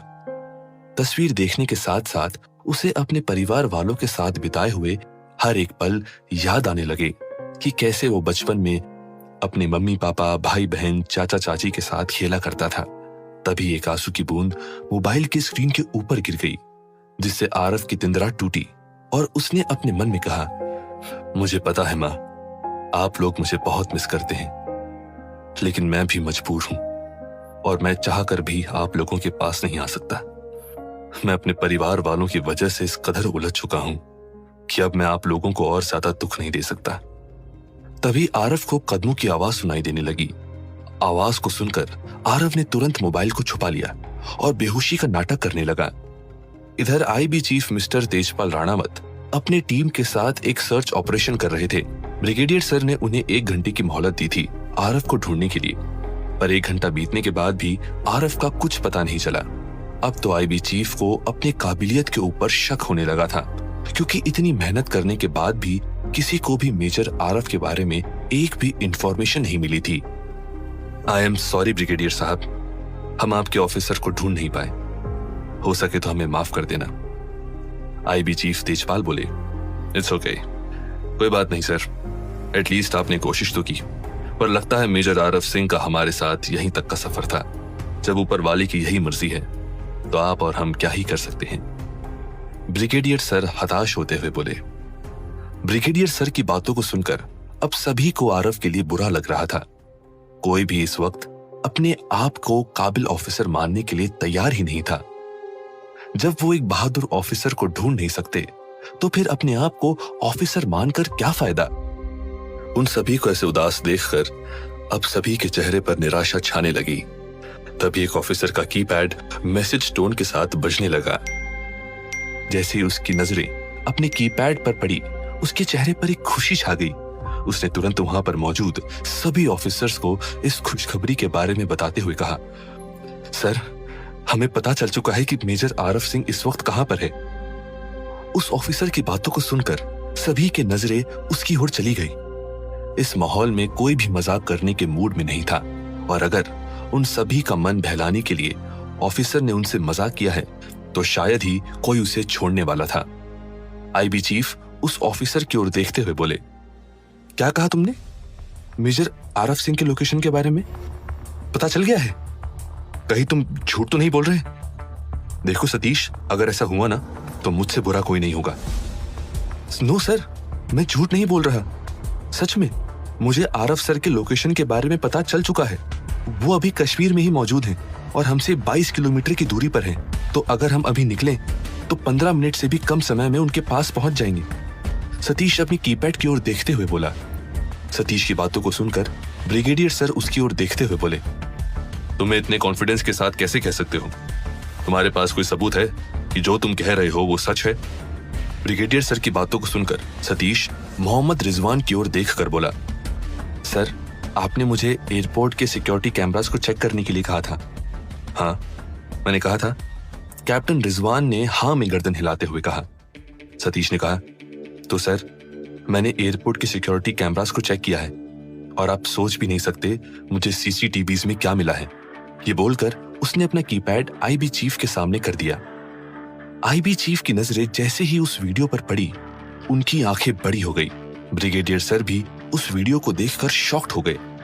वीडियो में जैसे ही उस शख्स ने अर्जुन को गोली मारी, अर्जुन का मोबाइल आरव की जेब में गिर गया। सतीश बोला, सर, मैं इस मोबाइल को ट्रेस करने की कोशिश कर रहा था, लेकिन स्विच ऑफ होने की वजह से मैं इसे ट्रेस नहीं कर पा रहा था। पर लगता है आरव सर ने अभी अभी इस मोबाइल को स्विच ऑन किया है। तो देर किस बात की? Let's go. हम और देर नहीं कर सकते। हमें उन लोगों से आरव को बचाना ही होगा, ब्रिगेडियर सर ने कहा। फिर सभी लोग उस ओर निकल गए। वहीं दूसरी तरफ मुंबई में जैसे ही अर्जुन का मोबाइल स्विच ऑन हुआ, टेक्निकल इंजीनियर की टीम डिपार्टमेंट हेड को इन्फॉर्म करते हुए बोले, सर, अर्जुन सर का मोबाइल स्विच ऑन हो गया है। गुड, लोकेशन कहाँ की दिखा रहा है? डिपार्टमेंट हेड ने पूछा। अर्जुन सर की लोकेशन अभी भी कश्मीर में दिखा रहा है सर, अभी ये किसी रूरल फार्म हाउस पर हैं। टेक्निकल इंजीनियर स्क्रीन के ऊपर उंगली दिखाते हुए बोला। डिपार्टमेंट हेड ने तुरंत अपने कुछ लोगों को उस जगह पर भेज दिया ताकि वो अर्जुन और बाकी लोगों का पता लगा सके। वहीं दूसरी तरफ आरव अपने सामने एक मुखौटे पहने आदमी की ओर देखे जा रहा था, जो चेयर पर बैठकर सिगरेट पी रहा था। 4-5 कश लेने के बाद उसने अपने आदमियों को कुछ इशारा किया, जिसके बाद उन लोगों ने एक मैप आरव के सामने बिछा दिया। उस आदमी ने आरव की ओर देखकर कहा, देखो, हमारी तुमसे कोई दुश्मनी नहीं है और ना ही हम तुम्हें चोट पहुंचाना चाहते हैं। जब तुम्हारी मुझसे कोई दुश्मनी ही नहीं है तो तुम लोगों ने मुझे किडनैप क्यों किया है? कोई बिना मतलब के किसी को किडनैप नहीं करता। उस आदमी की बातों को सुनकर आरव ने कहा, उस शख्स ने हंसते हुए कहा। बिल्कुल सही कहा तुमने। फिर उसने मैप की ओर इशारा करते हुए कहा, हमें पता है तुम्हें कश्मीर के चप्पे चप्पे के बारे में पता है।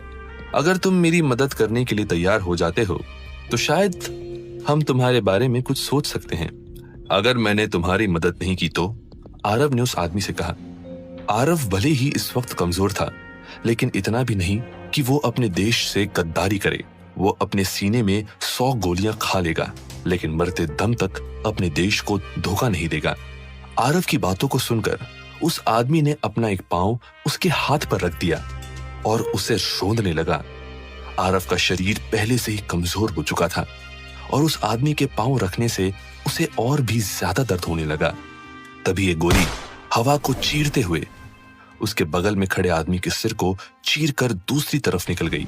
कोई कुछ सोच पाता उससे पहले ही वो आदमी एक जोरदार आवाज के साथ जमीन पर गिर पड़ा। ये देखकर वो आदमी तुरंत आरव के हाथ से अपना पांव हटाकर अपने आदमी के पास जाकर देखने लगा। बाहर जाकर देखो, चल क्या रहा है, उस आदमी ने अपने एक साथी से कहा।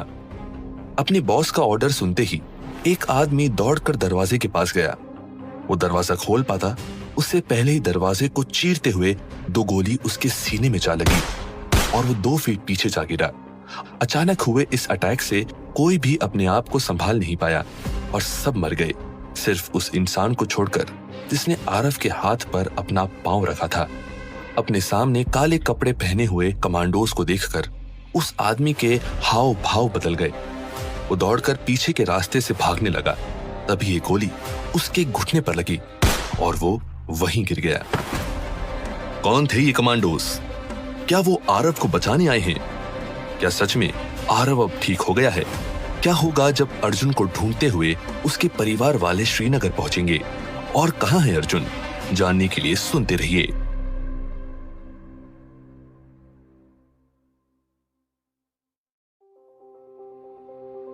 उन आदमियों के ऊपर गोली चलाते हुए कैप्टन रिजवान अपने ऑफिसर्स की ओर देखते हुए बोले, टेक हिम अवे। कैप्टन का ऑर्डर सुनते ही 4 सोल्जर दौड़कर उस शख्स के पास पहुंचे और उसे घसीट कर वहां से ले जाने लगे। वहीं कैप्टन रिजवान आरव की ऐसी हालत देखकर दौड़कर उसकी मदद करने के लिए पहुंचे, लेकिन तब तक आरव के शरीर से काफी खून बह चुका था, जिस वजह से वो बेहोशी की कगार पर पहुंच गया था। कैप्टन रिजवान उसके पास पहुंच पाते उससे पहले ही आरव निढाल होकर फर्श पर गिर गया। उन्होंने तुरंत उसे सहारा देकर उठाया और मिलिट्री हॉस्पिटल की ओर निकल पड़े। कुछ घंटे बाद डॉक्टर नितिन आरव की रिपोर्ट्स को चेक कर रहे थे। पूरी रिपोर्ट्स को चेक करने के बाद उनके चेहरे पर एक मुस्कुराहट आ गई। उन्होंने सामने बैठे ब्रिगेडियर सर की ओर देखकर कहा, सर, एक अच्छी खबर है। मेजर आरव सिंह की कंडीशन अब थोड़ी सी अच्छी दिखाई पड़ रही है। ये सुनकर ब्रिगेडियर सर के चेहरे पर एक बड़ी सी मुस्कान आ गई। डॉक्टर नितिन आगे बोले, पहले वो अपने शरीर के आधे हिस्से को नहीं हिला पा रहे थे, लेकिन अब उनकी बॉडी सही मूवमेंट कर रही है, तो इंजेक्शन देने पर मुझे पूरा यकीन है कि मेजर आरव पहले की तरह ठीक हो जाएंगे। डॉक्टर नितिन की बातों को सुनकर ब्रिगेडियर रविंद्र चतुर्वेदी और आईबी चीफ तेजपाल राणावत दोनों ही काफी खुश दिखाई दे रहे थे। ये उनके लिए आज की सबसे बड़ी गुड न्यूज थी। डॉक्टर नितिन आगे बोले, अगर मेजर साहब इस इंजेक्शन के लिए मंजूरी दे देते हैं तो हम आज से ही मेजर आरव की ट्रीटमेंट शुरू कर देंगे।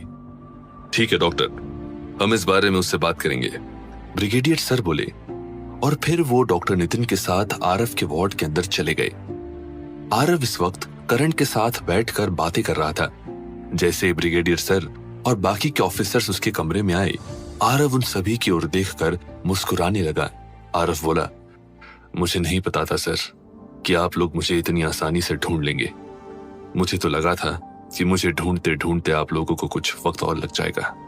आरव को ऐसे हंसते बातें करते देख ब्रिगेडियर सर को सुकून मिला। उन्हें पता था कि जब भी वो किसी चीज से परेशान होते थे तो आरव का मुस्कुराता हुआ चेहरा उन्हें याद आता था। ब्रिगेडियर सर उसके पास आकर बैठते हुए बोले, कैसे हो? मैं तो एकदम ठीक हूं सर, लेकिन आपको देखकर ऐसा नहीं लग रहा है कि आपकी कंडीशन ठीक है, आरव ने कहा। आरव की बातों को सुनकर ब्रिगेडियर सर मुस्कुरा दिए। तभी IB chief Tejpal Ranawat brigadier sir को इशारा किए कि वो आरव को उस इंजेक्शन के बारे में बताएं। ब्रिगेडियर सर ने एक नजर वहां पर मौजूद अपने सभी ऑफिसर्स की तरफ देखा, जिसे देखकर सभी ऑफिसर्स गर्दन हिलाकर वहां से निकल गए। सभी ऑफिसर्स के जाने के बाद ब्रिगेडियर सर आरव की ओर देखकर बोले, देखो बेटा, कहना तो नहीं चाहिए लेकिन इस वक्त तुम्हारी कंडीशन बिल्कुल भी ठीक नहीं है। डॉक्टर नितिन का भी यही कहना है कि शायद ही तुम आगे चलकर आर्मी में टिक पाओगे। ब्रिगेडियर सर की बातों को सुनकर बाकी के सभी ऑफिसर समझ गए कि ब्रिगेडियर सर आखिर कहना क्या चाहते हैं। ब्रिगेडियर सर को ऐसे हकलाते हुए देखकर आरव मुस्कुराते हुए बोला, मुझे आज पहली बार आपकी आंखों में घबराहट दिखाई दे रही है। बात क्या है पापा? आपने मुझे अपने बेटे का दर्जा दिया है, तो फिर आप अपने ही बेटे से बातें कैसे छुपा सकते हैं? आरव की बातों को सुनकर ब्रिगेडियर सर को समझ ही नहीं आ रहा था कि वो उसे कैसे बताएं। उन्होंने एक गहरी सांस लेकर हिम्मत जुटाते हुए आरव से कहा, बेटा, दरअसल बात यह है कि उस रात आतंकवादियों ने हमें गुमराह करने के लिए एक अटैक किया था, पर उनका असली मकसद तो कुछ और ही था। ये कहने के बाद ब्रिगेडियर सर शुरू से लेकर अंत तक आरव को बताने लगे कि कैसे उन्होंने अपने प्लान को अंजाम दिया था। ब्रिगेडियर सर की पूरी बात सुनने के बाद आरव बोला, मैं इस बारे में जानता हूं। आरव के मुंह से निकले शब्दों को सुनकर वहां पर मौजूद सभी लोग दंग रह गए। उनमें से किसी ने भी आरव को इस बारे में नहीं बताया था, तो फिर उसे इस बारे में कैसे पता चला? सभी को शांत देखकर डॉक्टर नितिन बोले, तुम्हारी कंडीशन अभी ठीक है, पर आगे चलकर और भी बदतर हो सकती है, लेकिन हमारे पास इसका भी इलाज है। यूएसए में एक इंजेक्शन का इन्वेंशन हुआ है।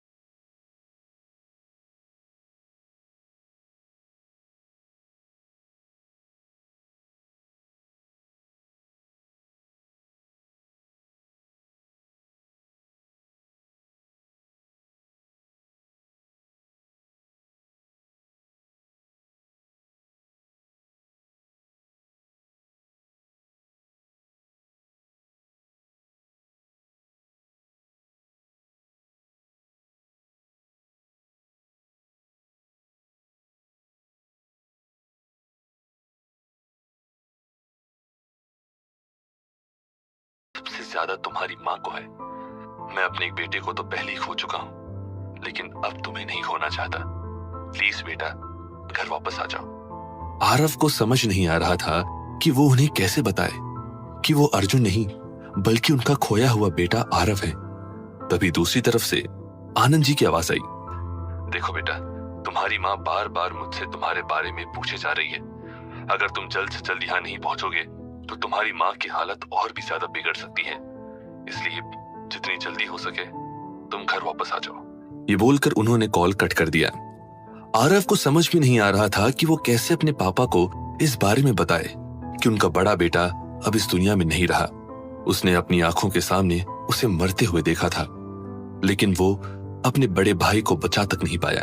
ऐसे में वो किस मुंह से अपने परिवार वालों को इस बारे में बताता?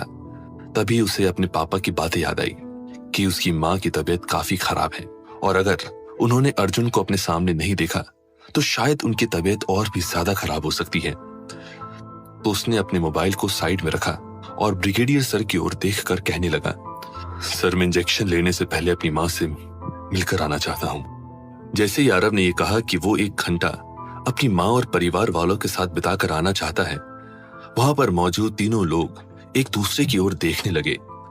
आखिर अचानक आरव ने ऐसा फैसला क्यों लिया, जबकि कुछ देर बाद इंजेक्शन की प्रक्रिया को शुरू करने के लिए उसे तैयार भी करना था। ब्रिगेडियर सर ने आरव की ओर देखते हुए कहा, लेकिन बेटा, तुम इस वक्त वहां नहीं जा सकते। तुम्हारी तबीयत अभी उतनी ठीक नहीं है कि तुम अपने परिवार वालों से मिल सको। और क्या पता दुश्मनों की नजर अब भी तुम पर टिकी हुई हो कि कब तुम मिलिट्री बेस से बाहर निकलो और कब वो तुम्हारे ऊपर दोबारा अटैक कर दें। करण भी आरव को समझाते हुए बोला, भाई सर बिल्कुल सही बोल रहे हैं, तुम पहले पूरे तरीके से ठीक हो जाओ, फिर हम तुम्हारे परिवार वालों से मिलने साथ में चलेंगे, ठीक है? लेकिन आरव की शक्ल को देखकर ऐसा नहीं लग रहा था कि वो इस वक्त किसी की भी बात सुनने के मूड में है। आरव जो इस वक्त अपने ख्यालों में अपने बड़े भाई को आंखों के सामने मरते हुए देख रहा था, अचानक ही उसकी आंखों में आंसू छलक उठे, जिसे देखकर सभी चौंक गए। तभी करण उसके पास बैठकर बोला, भाई क्या हो गया? तुम रो क्यों रहे हो? हम तुम्हारी भलाई के लिए ही तुम्हें यहां से बाहर जाने के लिए रोक रहे हैं। इंजेक्शन मिलने के बाद तुम अपने परिवार वालों से मिल लेना, हम तुम्हें नहीं रोकेंगे। करण की बातों को सुनकर आरव ने सिर नीचे झुकाकर कहा, वो बात नहीं है करण, मैंने अपने बड़े भाई को अपनी आंखों के सामने मरते हुए देखा था और मैं उन्हें बचा तक नहीं पाया। उस किडनैपर ने मेरे सामने ही मेरे बड़े भाई के ऊपर गोली चलाई थी और मैं कुछ नहीं कर पाया। मैंने अपने भाई को ऐसे खोने के बारे में कभी नहीं सोचा था। मन तो कर रहा था कि तुरंत उठकर उस आदमी का गला दबोच लूं, लेकिन मेरा एक कमबख्त शरीर शायद मेरा साथ ही नहीं देना चाहता था और मैंने हमेशा हमेशा के लिए अपने बड़े भाई को खो दिया। मेरी माँ की उम्मीदें अभी भी अपने बेटे से मिलने की है और मैं उनके दर्द को चाहकर भी कम नहीं कर सकता। भले ही मेरा भाई इस वक्त जिंदा नहीं है, लेकिन हमारे परिवार में मैं ही एक ऐसा शख्स हूं जिसकी शक्ल मेरे भाई से मिलती जुलती है। इसलिए मैं खुद जाकर अपनी माँ से मिलूंगा ताकि उन्हें एहसास हो कि उनका बड़ा बेटा अब भी जिंदा है। आरव की बातों को सुनने के बाद डॉक्टर नितिन ने ब्रिगेडियर सर को इशारा किया कि अब वो समय आ चुका है कि उसे बता दिया जाए कि उसका बड़ा भाई अभी भी जिंदा है। डॉक्टर नितिन के इशारों को समझकर ब्रिगेडियर सर आरव की ओर देखकर बोले, मेजर आरव, तुम्हें यह जानकर हैरानी होगी कि तुम्हारा भाई अभी भी जिंदा है और इस वक्त मिलिट्री हॉस्पिटल में ही है। ब्रिगेडियर सर की बातों को सुनकर आरव की आंखें हैरानी से बड़ी हो गई। उसने तुरंत अपना सर उनकी तरफ घुमाया और हैरानी जताते हुए कहा, सर आपने क्या कहा? मेरा भाई अभी भी जिंदा है? ब्रिगेडियर सर ने गर्दन हाँ में हिलाकर जवाब दिया। करण आरव की ओर देखकर बोला, हमें इस बारे में पता चल चुका था कि अर्जुन ने ही तुम्हारा किडनैप किया है, इसलिए मैं उसे रोकने के लिए निकल पड़ा। लेकिन मैं अर्जुन को रोक पाता उससे पहले ही कुछ अनजान लोगों के गैंग ने तुम्हारे भाई और उसके बॉडीगार्ड के ऊपर अटैक करके उन्हें मौत के घाट उतार दिया था। लेकिन जब मैं अर्जुन के पास उसे चेक करने के लिए पहुंचा तो मैंने देखा कि उसकी सांसें धीमी धीमी चल रही थी, इसलिए मैं तुरंत उसे मिलिट्री हॉस्पिटल में लेकर आ गया। अपने बड़े भाई के जिंदा होने की खबर सुनकर आरव के चेहरे पर एक बड़ी सी मुस्कुराहट छा गई और उसने तुरंत अपने सामने बैठे करण को गले लगा लिया। आरव करण को गले लगाते हुए बोला, थैंक यू भाई, थैंक यू सो मच। मैं बता भी नहीं सकता कि तुमने मेरे लिए क्या। आरव की बातों को सुनकर करण भी मुस्कुरा दिया। आरव बेड से उठने की कोशिश करते हुए बोला, सर मुझे अपने बड़े भाई से मिलना है। ब्रिगेडियर सर ने अपनी गर्दन हाँ में हिलाई और करण को उसे अर्जुन के वार्ड की ओर ले जाने का इशारा किया। करण आरव को लेकर दूसरे वार्ड में चला गया जहां अर्जुन की ट्रीटमेंट चल रही थी। आरव अपने भाई को मशीनों से घिरा हुआ देखकर करण की ओर देखते हुए बोला, भैया को इतने सारे मशीनों के बीच घेर कर क्यों रखा गया है? उन्हें तो गोली लगी थी ना, तो अब तक तो उन्हें ठीक हो जाना चाहिए था। लेकिन यहाँ की सिचुएशन को देखकर मुझे कुछ गड़बड़ लग रहा है। आरव को पैनिक होता देखकर करण उसके कंधे पर हाथ रखकर बोला, गोली उसके कंधे और पेट में लगी थी, जिस वजह से काफी खून बह चुका था। हॉस्पिटल लाते लाते अर्जुन बेहोश हो गया था। जब डॉक्टर्स ने उसका ट्रीटमेंट शुरू किया तब हमें पता चला कि अर्जुन कोमा में जा चुका है। करण की बातों को सुनकर आरव ने एक मुक्का दीवार पर चढ़ दिया और कहा, आखिर भैया को मुझे ढूंढने आने की जरूरत ही क्या थी? अगर वो यहां पर नहीं आते तो आज उनकी ऐसी हालत नहीं होती। क्या अर्जुन कभी कोमा से वापस आएगा? और अर्जुन की ऐसी हालत देखकर आरव क्या करेगा? क्या वो अपनी मां से मिलने जाएगा? जानने के लिए सुनते रहिए।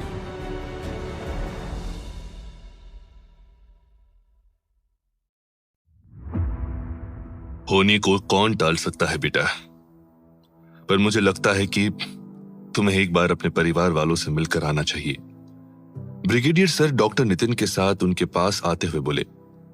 दरअसल जब आरव और करण वहां से निकले तब अर्जुन के मोबाइल पर एक वीडियो आया था जिसमें उन्हें शालिनी जी की तबीयत के बारे में पता चला, जो इस वक्त काफी खराब दिखाई दे रही थी। वो अपने बड़े बेटे अर्जुन से मिलना चाहती थी, लेकिन इस वक्त अर्जुन की हालत इतनी खराब थी कि वो उसे वापस मुंबई नहीं भेज सकते थे। इसलिए उन्होंने फैसला किया कि अब आरव को ही अर्जुन बनाकर मुंबई जाना होगा और अपनी मां से मिलकर आना होगा, और तब तक वो इंजेक्शन की पूरी प्रिपरेशन कर चुके होंगे।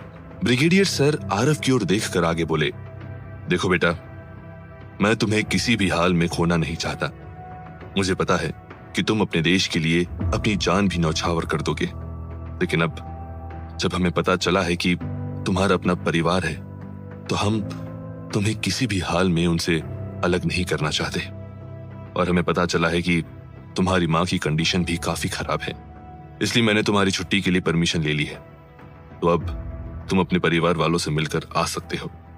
ब्रिगेडियर सर की बात सुनकर आरव भागकर उनके पास आया और उन्हें अपने सीने से लगा लिया। ब्रिगेडियर सर भी जानते थे कि इस वक्त आरव के मन में क्या चल रहा था, इसलिए उन्होंने उसे शांत कराते हुए कहा, जाओ बेटा, अपने परिवार वालों से मिल लो, पर उन्हें यह मत बताना कि तुम्हारा एक और पिता भी है जिसने तुम्हें अपने बेटे की तरह पाला है। कुछ देर तक यूं ही ब्रिगेडियर सर से बातें करने के बाद आरव अपने परिवार वालों से मिलने के लिए मुंबई के लिए रवाना हो गया। वहीं दिल्ली के एक पुराने अपार्टमेंट में 15 से 20 लोगों की टीम बैठकर कुछ डिस्कस कर रही थी। सामने खड़ा आदमी जिसकी लंबी लंबी दाढ़ी थी और उसके लंबे लंबे बाल उसके गले तक आ रहे थे, और वो दिल्ली के नक्शे के ऊपर इशारा करते हुए बोला, इन 4 जगहों पर 15 अगस्त के दिन सबसे ज्यादा भीड़ होती है, और ये वो 4 जगह है जहां पर हमें बम ब्लास्ट करके भारत के अंदर खौफ पैदा करना है। इन काफिरों की वजह से हमने हमारे कई भाइयों को खोया है, और अब हमारी बारी है। हम इन लोगों को दिखा देंगे कि हम भी कम नहीं हैं। अपने आका की बातों को सुनकर सभी लोगों ने हाँ में गर्दन हिलाकर जवाब दिया। वो आदमी जिसका नाम फरहान अब्दुल्ला था, उसने अपने आदमियों की ओर देखकर कहा, हमारे पास ज्यादा समय नहीं है, इसलिए हम 15 अगस्त के पहले ही अपना काम करना शुरू कर देंगे। फिर वो पीछे मुड़कर अपने 3 आदमियों की ओर देखकर बोला, असीम, जफर और हसन। जी भाईजान। अपना नाम सुनकर उन तीनों ने जवाब दिया। फरहान बोला, कल तुम तीनों विनोद नगर में बम ब्लास्ट करोगे, वो भी धमाकेदार, जिसकी आवाज हमारे मुल्क तक सुनाई दे। ये धमाका हम भारत सरकार के लोगों को आगाह करने के लिए करेंगे कि अगर उनकी सरकार ने हमारे लोगों को रिहा नहीं किया तो हम और भी लोगों की जानें ले सकते हैं। फरहान की बातों को सुनकर सभी लोग जयकारे लगाने लगे। वहीं फरहान अपने चेहरे पर रहस्यमय मुस्कान के साथ बोला, अब इन भारतवासियों को पता चलेगा कि हमसे दुश्मनी मोल लेने का नतीजा क्या होता है। वहीं इन सबसे अनजान मासूम जनता को क्या पता था कल की सुबह उनके लिए कैसी होगी। आरव जैसे ही कश्मीर फ्लाइट से मुंबई में लैंड हुआ, उसे लेने के लिए पहले से ही सिंह ओबराय कॉर्पोरेशन द्वारा भेजी हुई गाड़ियां वहां पर पहले से ही मौजूद खड़ी थी। जैसे ही उन्होंने आरव को अर्जुन समझकर फ्लाइट से उतरते हुए देखा, तुरंत ही जाकर उसके हाथों से सामान ले लिया। आरव ने भी ऐसा ही रिएक्ट किया कि अर्जुन है, पर वहां पर आए हुए बॉडीगार्ड्स और ड्राइवर को भी भनक तक नहीं लगी कि सामने खड़ा शख्स अर्जुन नहीं बल्कि आरव है। गाड़ी में बैठने के बाद आरव और करण दोनों ही हॉस्पिटल की ओर निकल पड़े। आरव को इतना शांत देखकर करण उसे फुसफुसाते हुए बोला, भाई तुम इतना शांत कैसे बैठ सकते हो? अगर इन लोगों को थोड़ी सी भी भनक लग गई ना तो पता नहीं हमारा क्या होगा। आरव बोला, मेरा तो कुछ नहीं होगा, लेकिन अगर तुम ऐसे बड़बड़ाते रहे तो जरूर इन लोगों को शक हो जाएगा। आरव ने एक नजर उसकी ओर देखकर कहा, क्योंकि जैसे ही करण उसके करीब आकर फुसफुसाने लगा, सामने बैठा सिक्योरिटी गार्ड पीछे वाले मिरर में उन दोनों को ही देखे जा रहा था। इसी वजह से आरव ने उसे शांत रहने के लिए कहा, एयरपोर्ट से निकलने के बाद उनकी गाड़ी डायरेक्ट हॉस्पिटल में ही जाकर रुकी।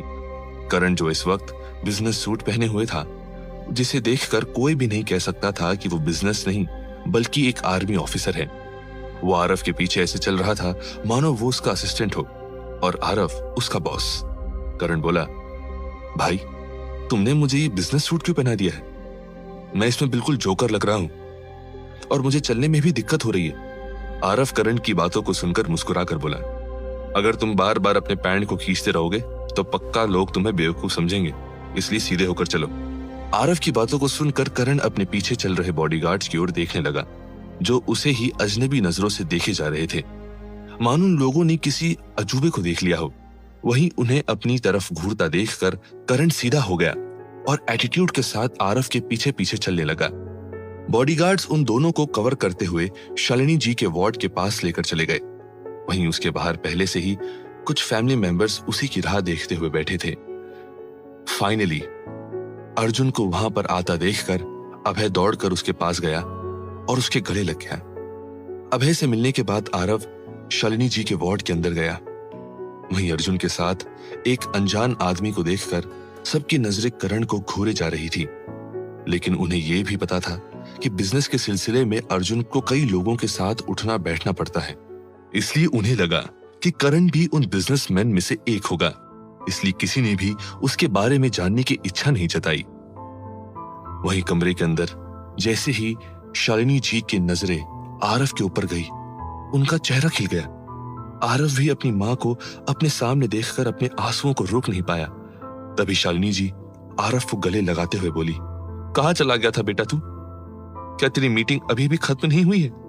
शालिनी जी के गले लगने से आरव को एक अलग ही सुकून मिल रहा था, जो बीते 7 सालों में उसे कभी नहीं मिला था। वो अपनी मां के इसी प्यार के लिए काफी सालों से तरस रहा था, लेकिन अब जब वो अपनी मां के सीने से लगा हुआ था तो उसे अपनी मां की बाहों में ही सोने का मन कर रहा था।